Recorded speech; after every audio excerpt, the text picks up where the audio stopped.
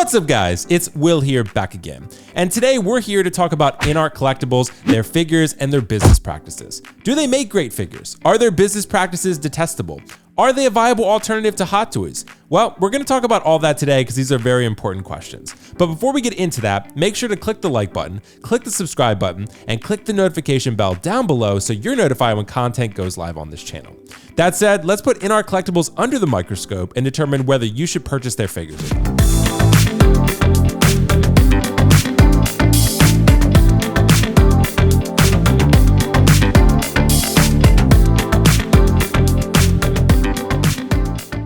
Thank you guys so much for joining me for another fun, hopefully entertaining and helpful video today.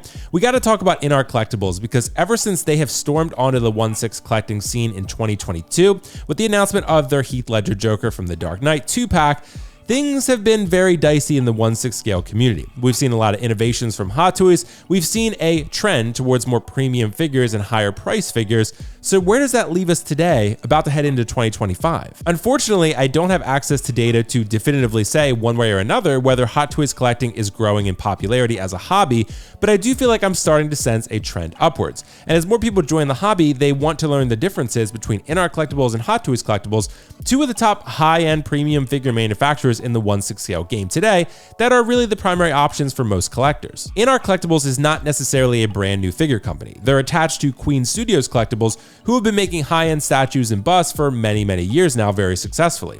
InArt collectibles is a 1/6 scale company producing premium high-end 1/6 scale figures for collectors like ourselves who are looking for the ultimate realistic representation on your shelf. As I mentioned, the first announcement from InArt collectibles was the Heath Ledger Joker from The Dark Knight, all the way back in March of 2022, which released in December of 2022 to a small batch of VIP customers and influencers.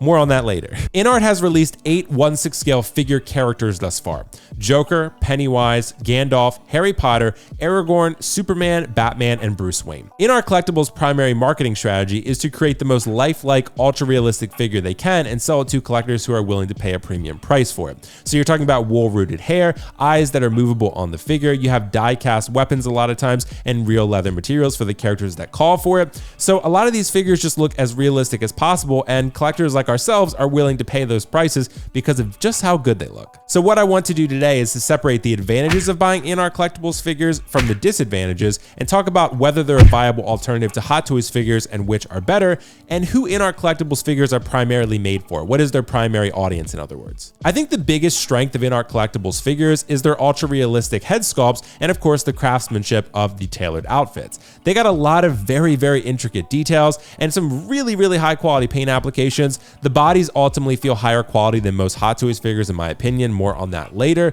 So overall, it feels like a very premium experience when you unbox it, and of course when you set it up in your display and it looks super lifelike. Contrary to what some may argue, I actually am of the belief that InArt collectibles offers affordable pricing for their figures.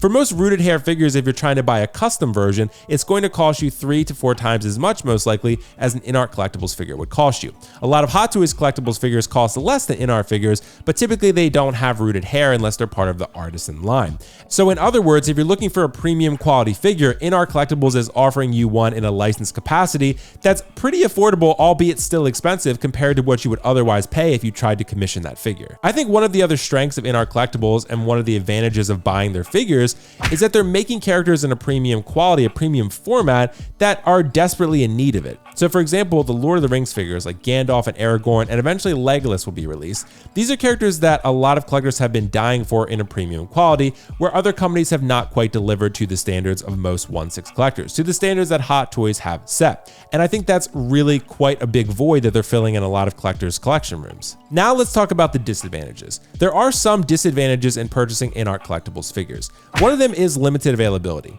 This may be an advantage or a disadvantage depending upon your vantage point, but I think in general it can be somewhat of a disadvantage because they're not as readily available as Hot Toys figures generally are. InArt collectibles are generally up for pre-order for about 30 days, and typically they're not licensed in the United States. That can be somewhat of a barrier to entry for newer collectors who don't feel comfortable buying from a site that they're not familiar with. But I can tell you there are great ones out there, again, like 1/6 Kip, that will really take care of you. So that's something to consider as well. And considering these are premium figures, production capacity is always a concern for these companies, and therefore you only have 30 days to pre-order it, and you have to make a decision and put down a non-refundable deposit pretty quickly. So you also have to factor that in. I think one of the other disadvantages is that InArt Collectibles is still a new 1/6 scale figure company, and they're figuring out their production capacity and production efficiency. And because of that, there have been several reported quality control issues from collectors who purchase an InArt figure that arrived on their doorstep. I would say without any data to back me up whatsoever that the vast majority of InArt figures arrive without issue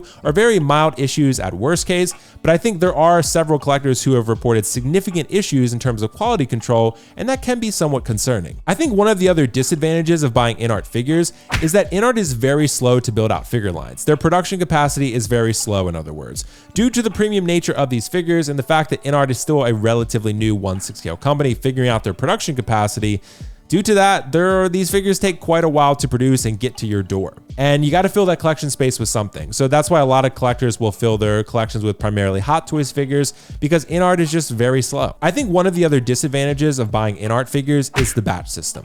The batch system is not unique to the hobby of collecting and certainly not to 1/6 scale collecting, but InArt's batch system is quite slow. A lot of the batches are separated by long stretches of time, and because of this, collectors will wait for very, very long periods of time to receive their figure. They could be waiting 8 months to a year to receive their figure from the initial VIP batch that goes out to influencers and VIP customers. So this is an issue that I think InArt Collectibles desperately needs to rectify, because they either need to reduce the amount of time between the batches or create larger batches where more collectors can get their figures more quickly. Without that, you're gonna have a lot of frustrated collectors. So the next question I think we need to ask ourselves is, who are these InArt Collectibles figures actually made for? Who are they targeted towards? What is the audience here? Well, I think at the end of the day, these are for collectors that want a premium experience. Collectors who want the best figure that they can reasonably afford, and it's a character that's beloved in some way to them, and they're willing to pay up for it. I think InArt also fills a void because they target collectors with specific interests. In other words, they're targeting characters that are not going to be made by Hot Toys Collectibles, which is the primary big dog in 1/6 scale figure collecting, and because of that, they're filling a lot of voids in collections that are going to make a lot of collectors feel more fulfilled and happier with their collection. And I think another question collectors are going to ask is InArt Collectibles good for new collectors? Well, I do think it's a viable option for new collectors, but it truly depends. It depends on your budget, space, what type of characters you want representation for, and what type of representation you want. Do you want the best you can reasonably afford, or do you want something that's manageable and a little bit more budget friendly? And now we're going to address the question that I suspect many of you clicked on this video in pursuit of, and that is, are InArt Collectibles figures higher quality than Hot Toys figures?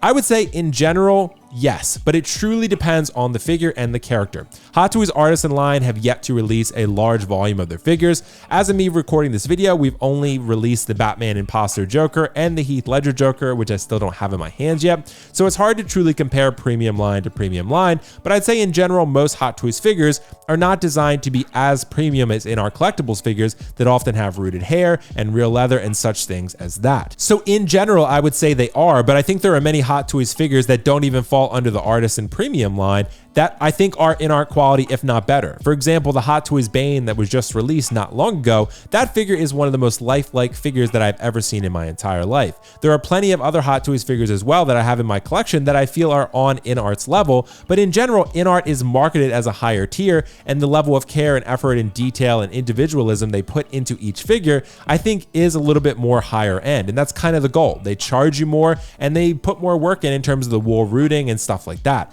Hot Toys does that with their Artisan line, but their general DX or standard MMS line or so forth, those are a different brand, I guess I would say, a different tier. I would say that in general, my experience from collecting every InArt figure that has released thus far, and many Hot Toys figures over my 7 years of collecting, it truly depends on the character and the figure. In general, I think InArt has higher quality materials like real leather and die-cast components, and it also has slightly better tailoring. But again, they're marketed as such. Hot Toys figures have honestly not even been marketed or priced as high as InArt figures, and I think there are actually some that are better than InArt Collectibles figures, that are higher quality and more lifelike and more presence commanding on a shelf. I would say that Hot Toys is starting to venture a bit more lately into the premium materials department, such as real leather components and using die-cast more efficiently and more frequently. Hot Toys is no stranger to die-cast. They've made many Iron Man figures and K2SO and Terminator and many great figures with die-cast components, but I'm really loving that Hot Toys is starting to value the more premium components and longevity a little bit more